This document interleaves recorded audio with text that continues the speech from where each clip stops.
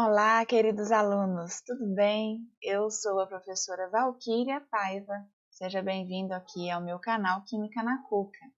Sou professora de Química e a nossa aula de hoje, nosso vídeo de hoje, é sobre óxidos e o meio ambiente. Vamos lá?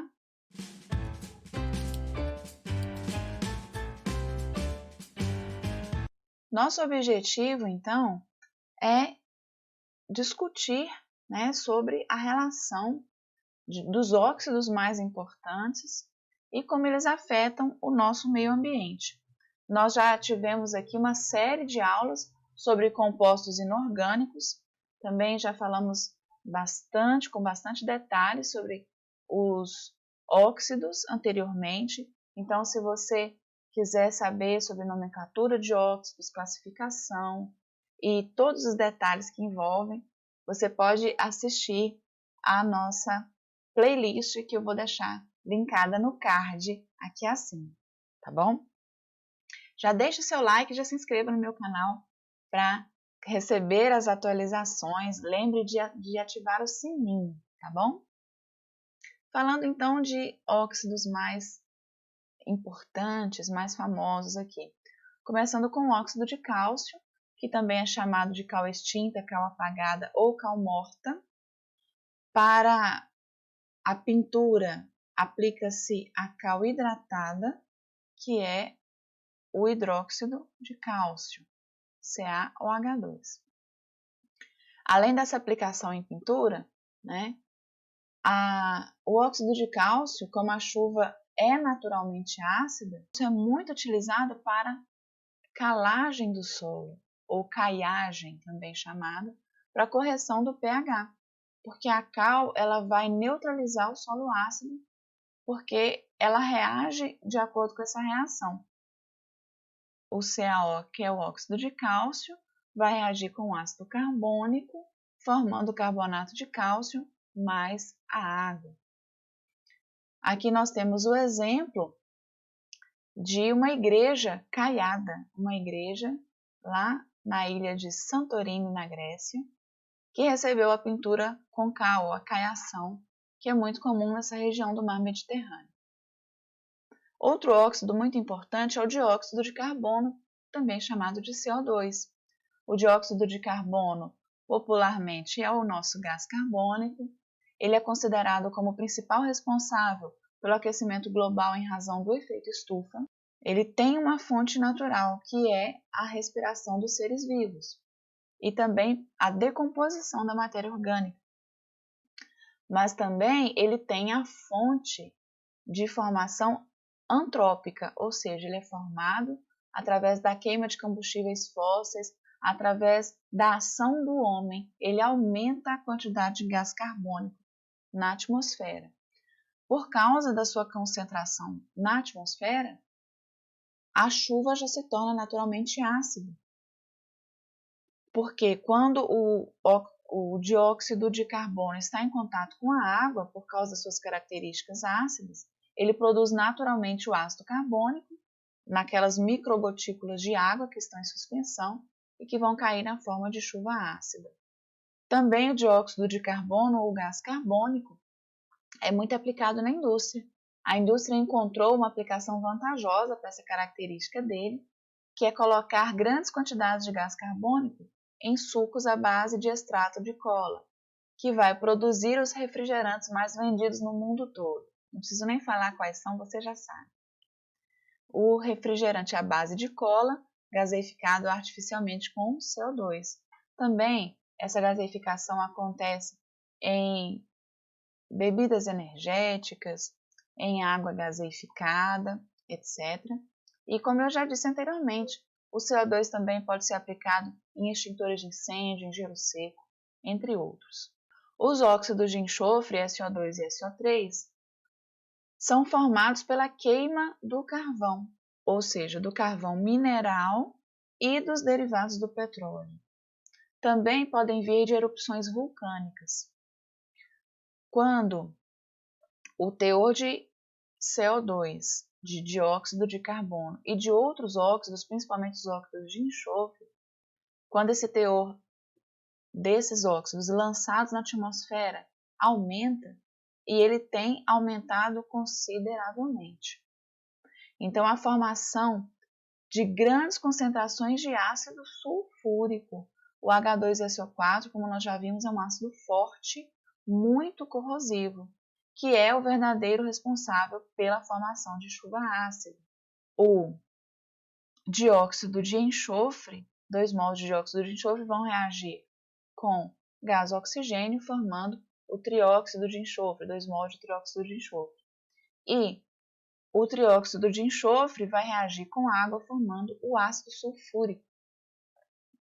É por isso que quando a chuva ácida cai, ela corrói muito monumentos feitos de mármore, outros tipos de construções metálicas, né? E provoca tanto problemas nos monumentos, nas obras humanas, como também na natureza, acidifica solos, muda o pH das águas, então é um problema ambiental muito grave.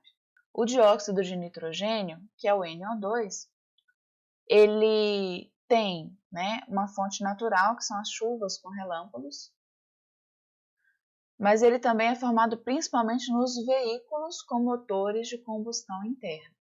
Na atmosfera, os relâmpagos fornecem a energia necessária para que os dois gases mais abundantes da atmosfera reajam entre si, quem são o gás nitrogênio e o gás oxigênio, formando no final do processo vários óxidos, entre eles o dióxido de nitrogênio.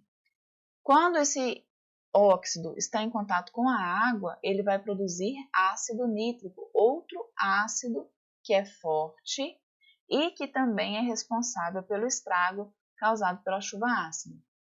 O ácido nitroso também é formado, que ele vai se decompor e vai formar mais ácido nítrico. Aqui nós vemos o efeito da chuva ácida numa floresta nas montanhas gigantes do Parque Nacional de Karkonoše, que é a República Tcheca. Vamos falar mais sobre essa chuva contaminada, essa chuva ácida. Nós temos aqui um infográfico que, como o Enem cobra bastante coisas sobre o meio ambiente, né, nós vamos detalhar algumas coisas. Então, primeira coisa, a combustão de energias fósseis vai carregar o ar de substâncias químicas que se misturam ao vapor de água e vão produzir as chuvas ácidas. Esse excesso de dióxido de enxofre, então vocês já aprenderam dióxido de enxofre, que é o SO2, e dióxido de nitrogênio, NO2, na água, vai dificultar o desenvolvimento da vida aquática, aumentando inclusive a mortandade dos peixes. Afeta também a vegetação, vai produzir danos importantes em áreas florestais, vai contaminar animais, destruir substâncias vitais para o solo. Além disso, a sedimentação ácida pode incrementar os níveis de metais tóxicos, como alumínio, cobre e mercúrio, depositados nos abastecimentos não tratados de água potável. Então, veja como a chuva ácida vai trazer várias consequências catastróficas, né? O ponto número 1 que está aqui, olha, o infográfico, fala que a emissão desses gases que são gerados pela queima dos combustíveis e pela erupção dos vulcões. No ponto 2, fala que essa mistura de gases, dos diferentes gases, vão subir e se misturar com a água presente no ar. Os tipos de gases emitidos das refinarias de petróleo são o dióxido de carbono, dióxido de enxofre e o gás metano.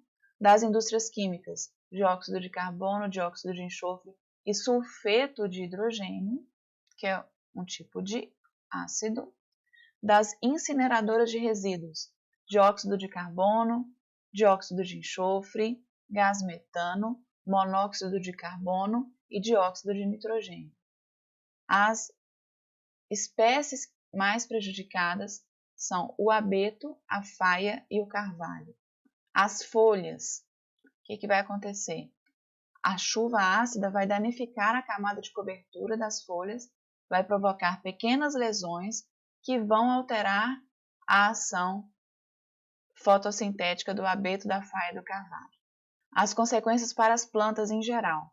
A chuva ácida ela age por mecanismos que vão debilitar as plantas, vão torná-las mais vulneráveis à ação do vento, do frio e da seca, das doenças e dos parasitas. As espécies afetadas seriamente também são a alface e o tabaco, principalmente porque eles dependem de boa qualidade de suas folhas para serem consumidas. A reação fotoquímica que acontece é o seguinte: a luz solar vai aumentar a velocidade das reações químicas. Nós temos aqui vídeos no canal falando sobre fatores que afetam a velocidade das reações químicas dentro do tema cinética química, e com certeza o aumento de temperatura e a luz são fatores que aumentam a velocidade de reações químicas. Então, nesse caso, o dióxido de enxofre, lembrando que é o SO2, e os gases atmosféricos rapidamente vão produzir trióxido de enxofre, SO3. Aqui no ponto 4, a circulação atmosférica vai favorecer a dispersão, vai espalhar esses poluentes a grandes distâncias.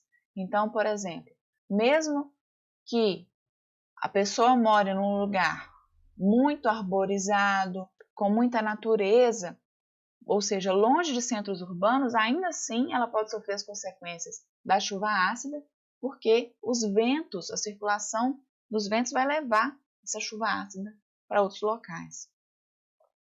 Ainda no ponto 4 aqui, a chuva ácida vai se precipitar na forma de água, névoa ou orvalho e leva à superfície da Terra os ácidos formados na atmosfera. As regiões mais vulneráveis a esse fenômeno serão México, Pequim, Cairo, Jacarta, na Indonésia e Los Angeles. Nós temos uma escala de pH aqui nesse infográfico. O que é pH? Ele é o grau de acidez de uma dissolução aquosa. Ele indica a concentração dos íons hidrogênio.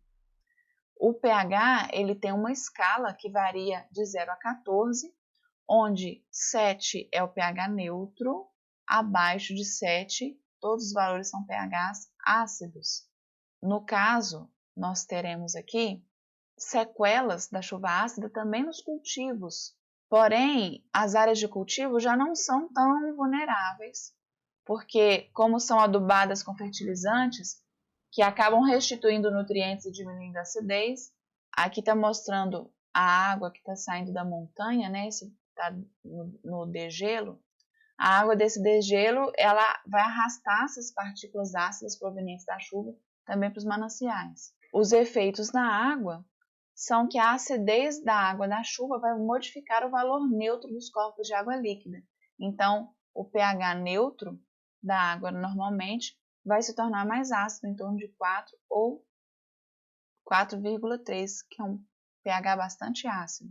O pH 4,3 é o nível de pH da água em que os peixes não sobrevivem. Então, começa a morrer os peixes por causa desse excesso de ácidos na água. Os solos também sofrem com a chuva ácida. O solo silício vai sofrer porque o efeito da acidez vai aumentar, porque nesse solo falta minerais. No solo calcário, o efeito vai ficar neutralizado por causa da presença do bicarbonato, que vai, de certa forma, neutralizar esses ácidos. Em áreas de alta montanha, o nevoeiro e a neve também vão trazer quantidades importantes dos gases. 1972 foi o ano em que se registrou pela primeira vez o fenômeno da chuva ácida, e os peixes que mais sofrem com essa alteração do pH da água são a truta, a perca e também um outro animal é a rã. Essa foi a nossa aula de hoje, muito obrigada por assistir. Inscreva-se no canal, deixe seu like e se você ainda não viu, veja os demais vídeos da série Compostos Nitrogenados. Fique com Deus, até mais.